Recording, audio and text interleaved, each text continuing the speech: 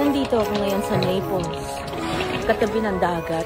Ilang mga photos at video ngayon ang ibinabahagi ni megastar Sharon Cuneta na kung saan ay nasa Italy siya.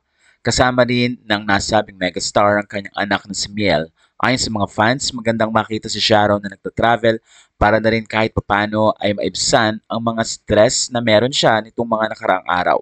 Ayon din sa mga fans, nagpapasalamat sila sa mga updates na binibigay ni Mega at ayon din sa kanila, sana daw ay mas makita pa nila ang mga iba pang photos at videos na binabahagi ni Sharon, lalo na ang travel niya na ito na napaka-importante para kay Sharon at para sa kanyang mga fans. Nandito ako ngayon sa Naples, katabi ng dagat.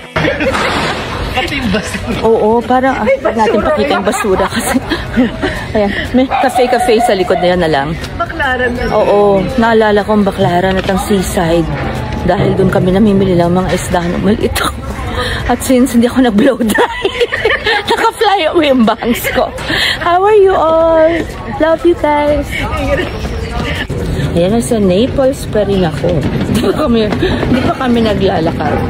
Ayan, si Miel sa aking likod. Tingin-tingin habang nagkakape yung mga tiga dito. Beautiful. Amoy ano talaga. Seaside. Bango. Amoy dagat. Hope you're all okay. God bless you. Between a rock and a hard place. Do I work hard or live at my pace? You're only young once, yeah, that's all great, but I also want a future where I'm okay. Living life is doing lots of cocaine. Wait, no, it's living with no shame. Wait, no, it's sleeping in on Sundays. I guess it's different for each of us. Ayan, nasa Naples pa rin ako. Di pa kami naglalakad. Ayan, si Miel sa aking likod. Tingin-tingin habang nagkakape yung mga tiga dito. Beautiful.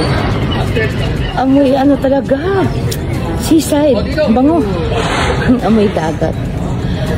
Hope you're all okay. God bless you.